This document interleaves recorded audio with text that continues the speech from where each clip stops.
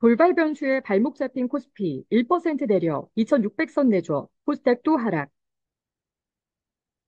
코스피가 30일 고려아연의 대규모 유상증자 등 돌발 변수에 1% 가까이 하락하며 2,600선을 내주고 마감했습니다. 한국거래소에 따르면 이날 코스피 지수 종가는 전거래일보다 24.01포인트, 0.92% 내린 2,593.79로 집계됐습니다. 코스피 지수는 전거래일보다 10.81포인트, 0.41% 내린 2606.99로 출발해 약보합세로 2610선을 오갔으나 고려아연의 대규모 유상증자 소식이 전해진 오전 11시 30분께부터 가파른 하향 곡선을 그렸습니다.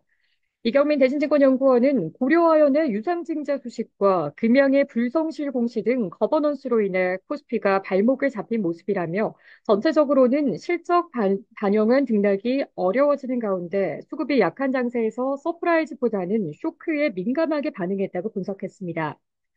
유가증권 시장에서 외국인은 3,353억 원을 순매도했고 개인과 기관은 각각 2,845억 원, 372억 원을 순매수했습니다.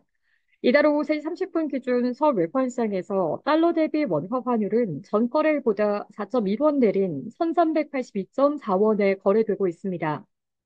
삼성전자는 이틀 동안 이어졌던 상승세를 지속하지 못하고 전날보다 500원 내린 59,100원의 장을 마쳤습니다. 외국인은 이날 삼성전자를 1,842억 원을 순매도했습니다.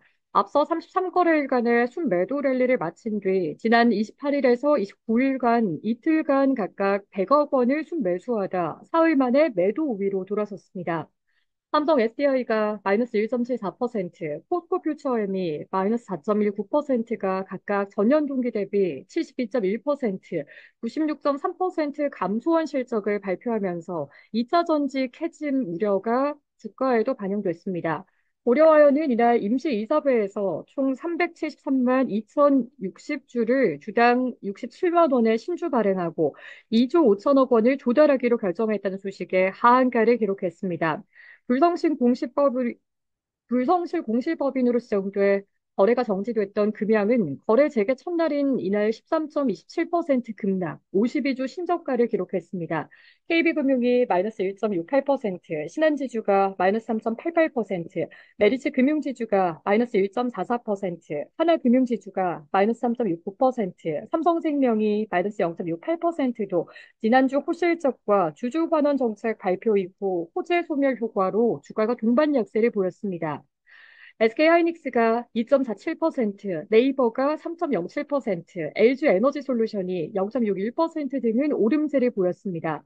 업종별로는 철강금 쪽이 마이너스 13.3%, 보험이 마이너스 1.23%, 의약품이 마이너스 1.09%, 화학이 마이너스 0.99%, 운수창고가 마이너스 0.8% 등이 내리고 섬유의복이 1.36%, 기계가 0.56%, 서비스업이 0.4%, 통신업이 0.36% 등을 올랐습니다.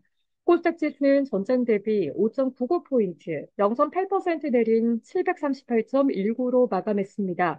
지수는 0.65포인트, 0.09% 하락한 743.53으로 출발한 뒤 강한때 강보합으로 전환하기도 했으나 결국 다시 하락 전환하고 낙폭을 점차 키웠습니다.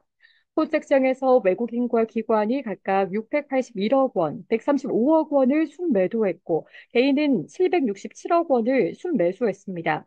엔캠이 마이너스 3.87%, HPSP가 마이너스 3.61%, 이오테크닉스가 마이너스 2.84%, 클래시스가 마이너스 2.45%, 알테오젠이 마이너스 1.81%, 에코프로비엠이 마이너스 2.07% 등 시총 상위 종목 대부분이 내린 가운데 실리콘2가 2.38%, ST팜이 2.85%, 펄어비스가 0.78% 등을 올랐습니다.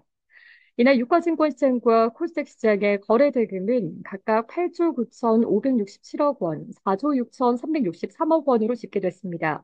코스닥 거래 대금은 2023년 1월 2일 이후 약 1년 10개월 만에 가장 적은 규모입니다.